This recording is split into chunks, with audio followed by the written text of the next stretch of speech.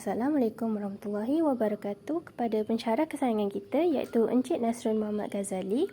Kami dari kelas AP35 kumpulan yang ke-6 ingin membentangkan tentang artikel pilihan kami iaitu epistemologi satu pembincangan awal. Saya akan memperkenalkan ahli kumpulan kami. Nama saya ialah Nur Syairah binti Muhammad Razaiman. Yang kedua, Nur Idin Nakarihah binti Ahmad Hazri. Yang ketiga, Nur Amira Zaiti binti Moksim. Dan akhir sekali ialah Naninia Nastanya binti Emlih. Saya akan mulakan dahulu dengan pembentangan ini. Sekiranya anda tidak tahu, epistemologi ini bermaksud kajian tentang sifat pengetahuan dan rasionalisme kepercayaan. Dalam pembentangan kami ini, terdapat beberapa kepercayaan yang kami akan bincangkan seperti rasionalisme, idealisme, empiricism dan juga realisme. Setelah kami membaca artikel ini, kami juga telah dapat mengenal pasti satu isu utama iaitu perbezaan fahaman antara para falsafah dalam aspek epistemologi. Aspek-aspek tersebut termasuklah sumber pengetahuan, tabi'i pengetahuan dan akhir sekali ialah kemungkinan pengetahuan. Aspek yang pertama ialah sumber pengetahuan. Oui, bonjour, je m'appelle René Descartes. I am a French philosopher. People call me as the father of modern philosophy, and my famous quote is cogito ergo sum, meaning that is, therefore I am. Terima kasih kepada René Descartes atas pengenalan itu tadi. Okey, di dalam sumber pengetahuan ini terdapat beberapa aspek dan juga kepercayaan seperti yang kita sudah dengari daripada René tadi. Beliau ialah seorang yang mengamalkan prinsip rasionalisme.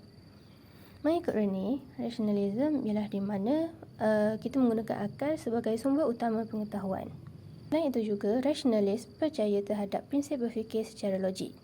Contoh yang paling jelas ialah pemahaman kita tentang logik akal dan juga matematik.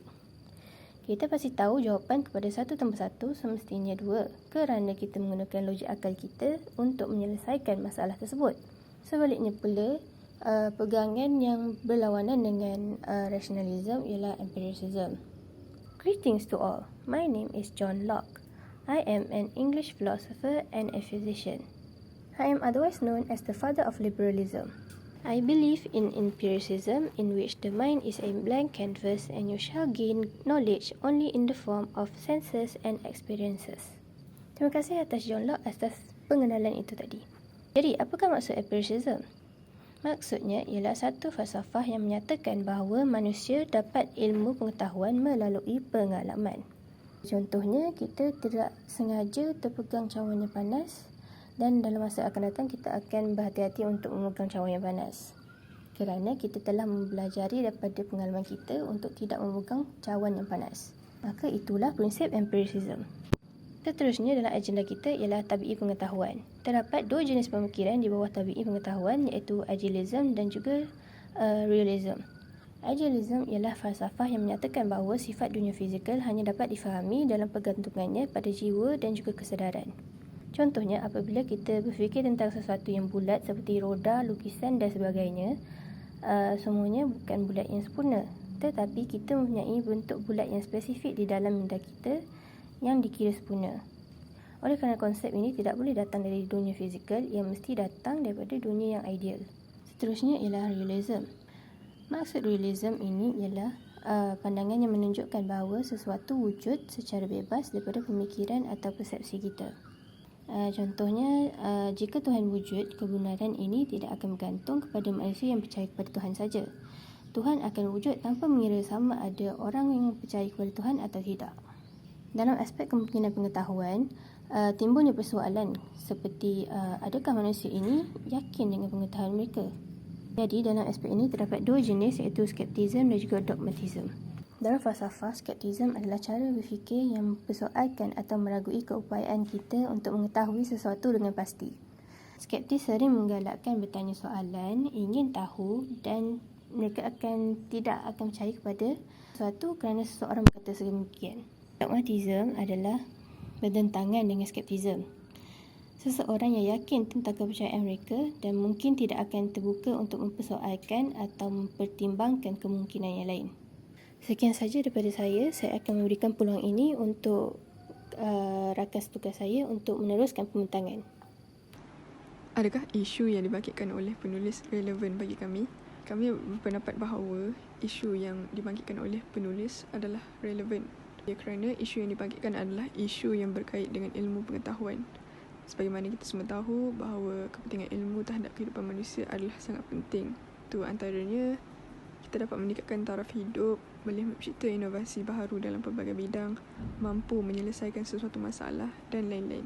Ilmu adalah kayu ukur dalam kehidupan kita dalam menentukan perkara itu baik atau tidak. Serta Allah juga akan mengangkat orang-orang yang berilmu dengan beberapa darjat.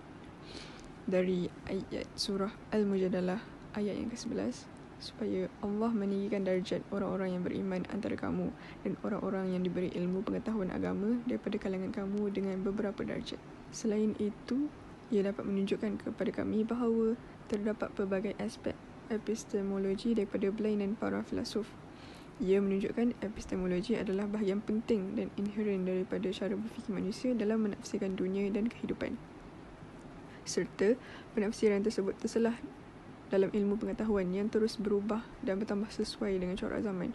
Oleh itu, setiap kaedah itu iaitu mengkaji tentang ilmu pengetahuan dan kepercayaan itu dapat membantu untuk kemajuan bangsa dan digunakan sehingga hari ini. Persetujuan tentang kandungan artikel. Okey, kami bersetuju dengan keseluruhan kandungan artikel ini. Melalui artikel ini, bukti yang telah dikemukakan oleh penulis bahawa epistemologi iaitu teori pengetahuan pada kebiasaannya mengkaji tentang 3 asas utama iaitu sumber pengetahuan, tabiat pengetahuan dan kemungkinan pengetahuan. Di mana misalnya, jika kita lihat pada sumber pengetahuan Masadir al-Ma'rifah iaitu daripada panca indera, akal dan institusi, kami bersetuju dengan pernyataan John Locke iaitu asas segala pengetahuan adalah pengalaman. Model kitaran pembelajaran 4 peringkat iaitu atas bermula dari concrete experience iaitu pengalaman yang telah dilalui oleh individu menyediakan asas kepada reflection dan observation. Pada peringkat reflection dan observation, individu akan memerhati setiap pembelajaran melalui perlakuan individu lain dan mengaitkannya dengan pengalaman, kemudian difahami dan diterjemahkan di peringkat abstract conceptualization. Pada tahap ini, individu akan membentuk sebuah kesimpulan dan pemahaman tersendiri berdasarkan apa yang telah dilalui dan diperhatikan semasa proses pembelajaran.